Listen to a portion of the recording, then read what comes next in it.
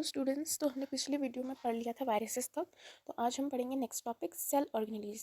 पर उससे पहले हम पढ़ लेते हैं there are two types of cells. ठीक है, तो पहला है prokaryotic cell and eukaryotic cell. ये बहुत बार क्वेश्चन पूछा जाता है, what is prokaryotic cell and what is eukaryotic cell. तो यहाँ पे एक टेबल दिया गया है, तो हम इसको फिल कर लेते हैं। ठीक है, तो पहले बताया गया प्रोकैरियोटिक सेल। तो हमने जैसे पिछली वीडियोस में पढ़ा था, प्रोकैरियोटिक सेल का मतलब होता है primitive nucleus. Pro means primitive and karyon means nucleus. तो इसमें क्या होता है, प्रिमिटिव न्यूक्लियस होता है, नॉट वेल डिफाइंड न्यूक्लियस। ठीक है, तो यहाँ पे पहला पॉइंट दिया हुआ है, साइज जनरली इनका होता है 1 to 10 μm। Okay, nuclear region it is not well defined. मैंने आपको पहले बता दिया क्योंकि इनके पास प्रिमिटिव न्यूक्लियस होता है। ठीक है, तो इनका nucleus is not well defined. ठीक है, they are devoid of nuclear membrane. Okay, they lack nuclear membrane and इनके पास सिंगल क्रोमोसोम होता है। Okay, membrane bound cell organelles are absent. तो ये हो गया प्रोकैरियोटिक सेल। अब हम आ जाते हैं यूकैरियोटिक सेल में। Okay, eukaryotic cell are known as true eukaryotic cell have true nucleus. Okay, well defined nucleus. तो इसमें पहला पॉइंट है size 5 to 100 μm, nuclear region well defined and surrounded by a nuclear membrane. Its nucleus is surrounded by nuclear membrane. Okay, and आपको ये चीज़ भी ध्यान रखना, prokaryotic cell में कभी भी न्यूक्लियस नहीं होता। ओके, प्रिमिटिव न्यूक्लियस होता है। ओके, जिसके अराउंड न्यूक्लियर मेम्ब्रेन प्रेजेंट नहीं होती है, इसलिए हम उसको न्यूक्लियस ना बोल के न्यूक्लियोइड बोलते हैं। Okay, now eukaryotic cell have more than 1 chromosome. And fourth point में आ जाएगा membrane bound cell organelles are present.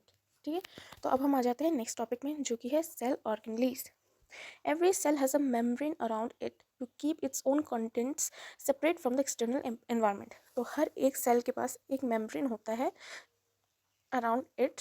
ठीक है, उसके अराउंड हर एक सेल के पास एक मेम्ब्रेन प्रेजेंट होता है, जो कि क्या करता है, एक्सटर्नल एनवायरनमेंट से सेपरेट करता है अपने खुद के कंटेंट्स को। ठीक है, large and complex cells including cells from multicellular organisms need a lot of chemical activities to support their complicated structure and function. तो जो लार्ज और कॉम्प्लेक्स सेल्स होते हैं, जैसे कि मल्टी सेलुलर ऑर्गेनिजम्स में भी, तो उनको क्या चाहिए होता है, उनको बहुत ज़्यादा केमिकल एक्टिविटीज़ चाहिए होता है ताकि वो सपोर्ट कर पाए अपने कॉम्प्लिकेटेड स्ट्रक्चर एंड फंक्शन को। To keep this activities of different kinds separate from each other, these cells use membrane bound little structure और ऑर्गेनेलीज विद इन देमसेल्स। तो जो सेल्स होते हैं वो क्या करते हैं, अपने पास मेम्ब्रेन बाउंड ऑर्गेनेलीज रखते हैं। ठीक है, ताकि ये डिफरेंट फंक्शंस को परफॉर्म कर सकें। This is one feature of the eukaryotic cells that distinguish them from prokaryotic cell. तो वही बात हो गई जो हमने ऊपर पढ़ा था कि मेम्ब्रेन बाउंड ऑर्गेनेलीज सिर्फ यूकैरियोटिक सेल्स में प्रेजेंट होता है, ना कि प्रोकैरियोटिक सेल में। तो ये भी एक डिफरेंशिएशन है between eukaryotic cell and prokaryotic cell. Prokaryotic cell में किसी भी सेल ऑर्गेनेलीज के पास मेम्ब्रेन नहीं होती है, और यूकैरियोटिक सेल में जितने भी ऑर्गेनेलीज होते हैं उन सबके पास एक मेम्ब्रेन होती है। Okay, Some of these organelles are visible only with an electron microscope. तो जो ये organelles है, आप उनको सिर्फ इलेक्ट्रॉन माइक्रोस्कोप के अंदर देख सकते हैं। ठीक है, we have talked about the nucleus in a previous section. तो हमने प्रीवियस सेक्शन में न्यूक्लियस के बारे में पढ़ लिया था। Some important examples of cell organelles which we will discuss now are endoplasmic reticulum, Golgi apparatus, lysosomes, mitochondria and plastids. हाँ जी, तो plastids से याद आया, ये क्वेश्चन है आपके लिए, आप मुझे कमेंट में आंसर देना कि which cells are devoid of plastids. Which cell devoid means which cell lacks plastid. Okay, इसका आंसर मुझे आप कमेंट बॉक्स में देंगे। इज इट प्रोकैरियोटिक सेल और यूकैरियोटिक सेल? विच सेल लैक्स plastids? तो हमने पिछले सेक्शन में डिस्कस किया था न्यूक्लियस के बारे में। आज हम पढ़ेंगे सेल ऑर्गेनेलीज के बारे में, जैसे कि endoplasmic reticulum, Golgi apparatus and lysosomes, mitochondria and plastids. तो हम इसमें 2 से 3 टॉपिक कवर कर लेंगे इस वीडियो में, बाकी के जो बच जाएंगे टॉपिक्स वो हम नेक्स्ट वीडियो में कवर करेंगे। Okay students, now they are important because they are carry out some very crucial functions in cells. तो अब हम आ जाते हैं पहले सेल ऑर्गेनेली में, जो कि endoplasmic reticulum. The endoplasmic reticulum is a large network of membrane bound tubes and sheets. Endoplasmic reticulum क्या है? एक लार्ज नेटवर्क है मेम्ब्रेन बाउंड ट्यूब्स का, membrane bound tubes and sheets का एक बड़ा सा नेटवर्क है। It looks like long tubules और राउंड और ऑब्लोंग बैग्स। तो ये किसकी तरह दिखता है? लॉन्ग ट्यूब्यूल्स या फिर राउंड और ऑब्लोंग बैग्स की तरह। The endoplasmic reticulum membrane is similar in structure to the plasma membrane. तो जो एंडोप्लाज्मिक रेटिकुलम का जो मेम्ब्रेन है वो किसके सिमिलर है? उसका स्ट्रक्चर प्लाज्मा मेम्ब्रेन के स्ट्रक्चर के सिमिलर है। There are two types of endoplasmic reticulum, rough endoplasmic reticulum and smooth endoplasmic reticulum. तो हमारा जो ईआर है यानी कि एंडोप्लाज्मिक रेटिकुलम, ये दो तरीके का होता है। एक होता है रफ एंडोप्लाज्मिक रेटिकुलम और दूसरा होता है स्मूथ एंडोप्लाज्मिक रेटिकुलम। तो मैं आपको बता देती हूँ रफ एंडोप्लाज्मिक रेटिकुलम को रफ क्यों बोला जाता है, क्योंकि जो रफ एंडोप्लाज्मिक रेटिकुलम होता है उसकी सरफेस में राइबोसोम प्रेजेंट होते हैं, इसलिए उसको रफ एंडोप्लाज्मिक रेटिकुलम कहा जाता है। और स्मूथ एंडोप्लाज्मिक रेटिकुलम की सरफेस में कोई राइबोसोम प्रेजेंट नहीं होते हैं, इसलिए उसको स्मूथ एंडोप्लाज्मिक रेटिकुलम कहा जाता है। और जो रफ एंडोप्लाज्मिक रेटिकुलम है, आप एक टेबल बना के लिख भी सकते हैं, नोट भी कर सकते हैं, साथ ही साथ जो मैं बोल रही हूँ हम नोट कर लीजिए। और कुछ नहीं है इस पैरा में, बस इतनी सी बातें हैं कि एंडोप्लाज्मिक रेटिकुलम क्या है? एक बड़ा सा नेटवर्क है membrane bound tubes and sheets का। ठीक है, ये किसकी तरह दिखता है? लॉन्ग ट्यूब्यूल्स, राउंड और ऑब्लोंग बैग्स यानी कि वेसिकल्स की तरह दिखता है। इसका जो मेम्ब्रेन का स्ट्रक्चर है वो प्लाज्मा मेम्ब्रेन के स्ट्रक्चर के सिमिलर है। ये दो तरीके के होते हैं, rough endoplasmic reticulum, smooth endoplasmic reticulum. तो रफ एंडोप्लाज्मिक रेटिकुलम में हमने क्या लिखना है? इसकी सरफेस में राइबोसोम्स प्रेजेंट होते हैं। और किस चीज़ में हेल्प करता है ये प्रोड्यूस करता है प्रोटीन्स को। ठीक है, it helps in the production of proteins. और स्मूथ एंडोप्लाज्मिक रेटिकुलम में क्या है? Ribosomes are absent, no ribosomes are present on its surface. ठीक है, दूसरा है it helps in the production of lipids. ठीक है, तीसरा है it also helps in the detoxification of drugs. तो रफ एंडोप्लाज्मिक रेटिकुलम का क्या है? It has ribosome on its surface and it produce protein, while in smooth endoplasmic reticulum no ribosome is present on its surface, it produces lipids and it helps in the detoxification of drugs. ठीक है, तो अब हम आगे पढ़ लेते हैं। RER looks rough under a microscope because it has particles called ribosome attached to its surface. ठीक है, जो मैंने आपको पहले सब कुछ समझा दिया इस पैरा में क्या है, बस हम ये रीड कर लेते हैं एक बार।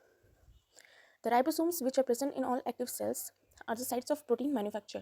The manufactured proteins are then sent to various places in the cell depending on need using the ER.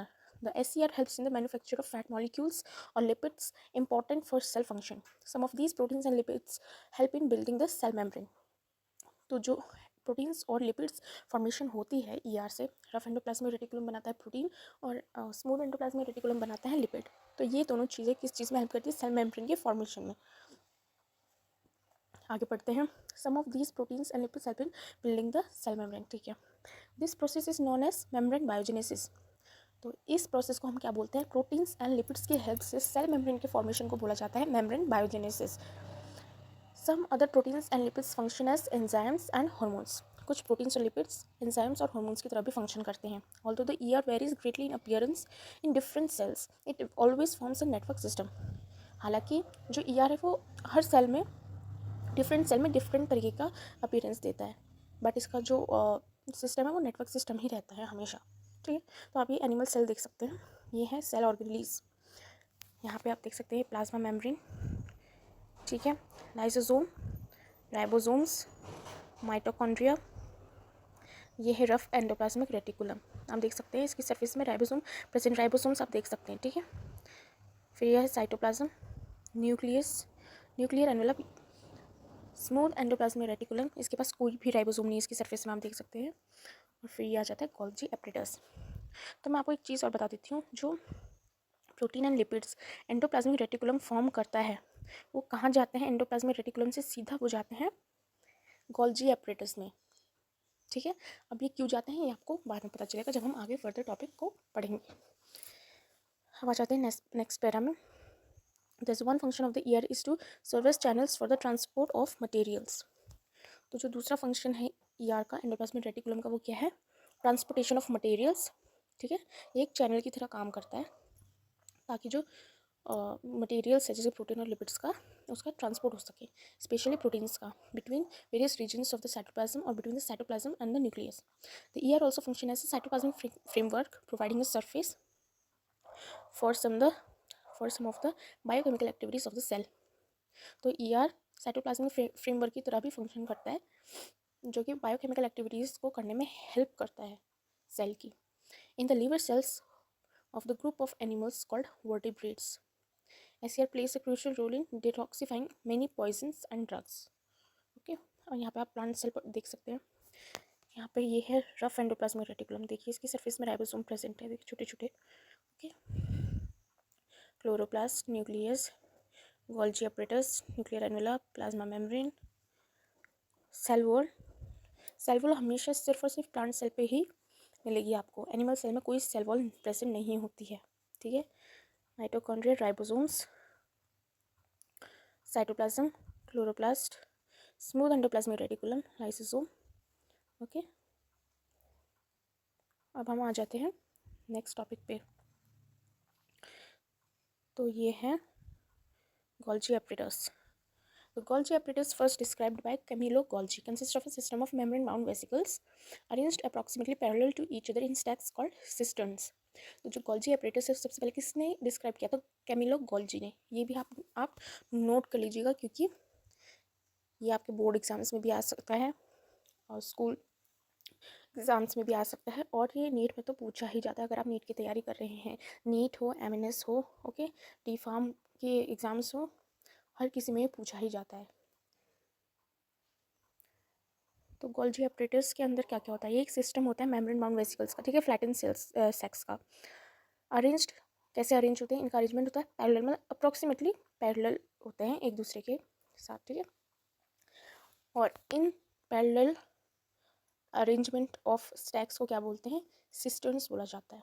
These membranes often have connections with the membranes of ER and therefore constitute another portion of a complex cellular membrane system.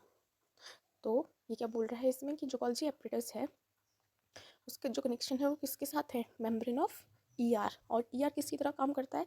एक channel की तरह काम करता है for the transport of materials, specially proteins. मैंने आपको बताया था कि जो भी ER के प्रोडक्ट्स हैं, जिसकी प्रोटीन्स और लिपिड्स, तो वो कहाँ जाते हैं फॉर्मेशन के बाद? कुछ तो सेल मेम्ब्रेन फॉर्मेशन में बिजी हो जाते हैं, ठीक है, मेम्ब्रेन बायोजेनेसिस का काम करते हैं। कुछ किसके काम आते हैं? साइटोप्लाज्मिक फ्रेमवर्क के काम आते हैं। और जो कुछ बच जाते हैं वो कहाँ जाते हैं? वो जाते हैं गोल्जी apparatus में। क्यों? क्योंकि वहाँ पे जाके प्रोटीन्स और लिपिड्स की पैकेजिंग होती है, पैकेजिंग और डिस्पैचिंग। और ये कॉम्प्लेक्स क्या फॉर्म हो जाता है? ER और गोल्जी apparatus का जब कनेक्शन बन जाता है मेम्ब्रेन टू मेम्ब्रेन, तो ये क्या फॉर्म करता है? कॉम्प्लेक्स सेलुलर मेम्ब्रेन सिस्टम को फॉर्म करता है।